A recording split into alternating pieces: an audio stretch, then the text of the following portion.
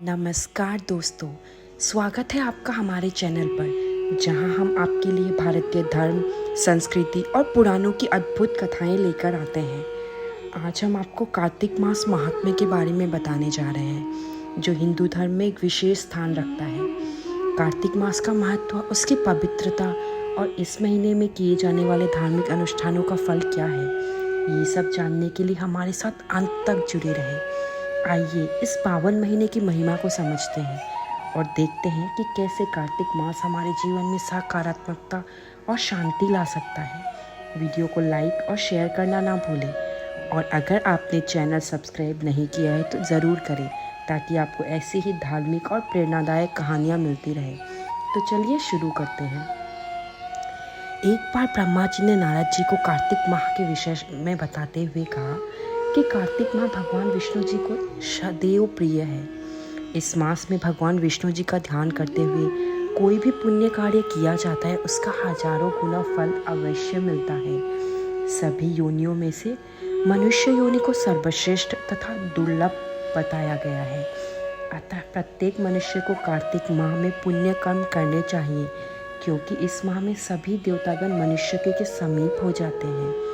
इस माह में देवता मनुष्य द्वारा किए हुए स्नान, व्रत, वस्त्र, भोजन, चांदी, स्वर्ण, भूमि आदि दिए गए दान को विधि पूर्वक ग्रहण करते हैं। इन सभी में से अन्नदान, जो भी सभी पापों का नाश करता है, इसका अधिक महत्व है। कार्तिक माह में मनुष्य जिस किसी मनोकामना से दान अधिक करता है, उसे वह अक्षय रूप में प्राप्त होता है। यदि कोई मनुष्य दान देने में असमर्थ हो तो उसे कार्तिक मास में प्रतिदिन भगवान के नामों का स्मरण करना चाहिए तथा गंगा जी में स्नान करते हुए कार्तिक माह की कथा पढ़नी चाहिए। ऐसा करने से भी मनुष्य पुण्य का भागी होता है। इस माह में भगवान को प्रसन्न करने के लिए किसी भी मंदिर में भजन कीर्तन करना चाहिए, स्वयं दीपदान करना चाहिए अथवा दूसरे के दीपक की रक्षा करनी चाहिए।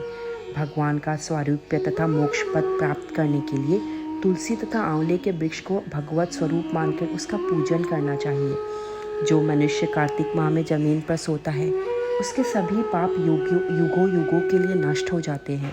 मनुष्य अरुणोदय काल में जागरण कर गंगा में स्नान करके करोड़ों जन्मों की कल्मशों को धो डालता है। गोविंद गोविंद हरे मुरारी, गोविंद गोविंद मुकुंद कृष्ण, गोविंद गोविंद रथांग पाणि, गोविंद दामोदर माधवेति। जय श्री कृष्ण। कार्तिक माह में प्रतिदिन इस प्रकार भगवान का कीर्तन करें। कार्तिक माह में गीता जी का पाठ करने से बड़ा कोई पुण्य नहीं है। 7 समुद्रों तक की पृथ्वी को दान करके जो फल प्राप्त होता है, वही फल कार्तिक माह में स्नान और दान का है। कार्तिक माह में अन्नदान को सर्वश्रेष्ठ कहा गया है, क्योंकि ये संसार अन्न के आधार पर ही जीवित रहता है। तो आइए जानते हैं कार्तिक माह में दीपदान का महत्व। जय श्री कृष्ण। कार्तिक माह में दीपदान करने से स्त्रियों एवं पुरुषों द्वारा जन्म से लेकर अब तक अर्जित पाप कर्म नष्ट हो जाता है। इस विषय में प्राचीन कथा बहुत ही महत्वपूर्ण है। प्राचीन काल में द्रविड़ देश में बुद्ध नामक एक ब्राह्मण रहता था।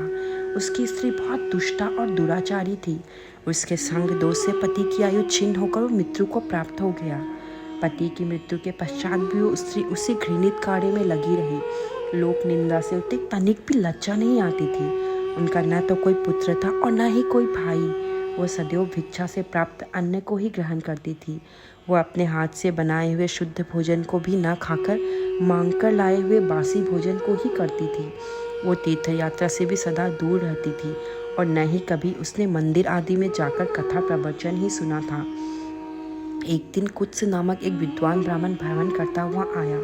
उस ब्राह्मणी को निंदित कार्य में लिप्त देखकर उसने पूछा, अरे मूर्ख स्त्री, तू मेरी बात ध्यानपूर्वक सुन।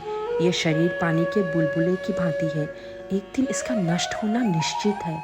यदि तू इस अनित्य शरीर को नित्य मानती है, तो अपने मन में बैठे इस मोह को तू विचारपूर्वक त्याग कर दे। सबसे श्रेष्ठ देवता भगवान विष्णु का चिंतन कर और उन्हीं की लीला कथा को आदरपूर्वक सुन। कार्तिक माह आने पर भगवान दामोदर को प्रसन्न करने के लिए स्नान दान आदि करके दीपदान दे और भगवान विष्णु की परिक्रमा करके उन्हें प्रणाम कर। ये व्रत विधवा और सौभाग्यवती स्त्री सभी के करने के योग्य है। इससे समस्त पापों एवं उपद्रवों का नाश हो जाता है। तू मेरी बात मानकर निश्चय ही कार्तिक में दीपदान कर, इससे तू निश्चित रूप से भगवान विष्णु की कृपा प्राप्त कर लेगी। इस प्रकार कहकर वो खुद से ब्राह्मण चला गया। अब उस दुराचारी ब्राह्मणी ने भी पश्चाताप करते हुए निर्णय किया कि वो कार्तिक माह में व्रत अवश्य ही करेगी। कार्तिक माह आने पर उसने पूरे माह प्रातःकाल सूर्योदय काल में स्नान और दीपदान किया। कुछ समय पश्चात आयु समाप्त होने पर मृत्यु को प्राप्त हुई और स्वर्गलोक चली गई। समय अनुसार वो मुक्ति को भी प्राप्त हो गई। जो व्यक्ति कार्तिक व्रत में तत्पर होकर दीपदान के इस इतिहास का श्रवण करता है और स्वयं भी दीपदान करता है, उसे अवश्य ही मोक्ष की प्राप्ति होती है। जय श्री कृष्ण। इस तरह हमने कार्तिक माह के दीपदान का महत्व समझा।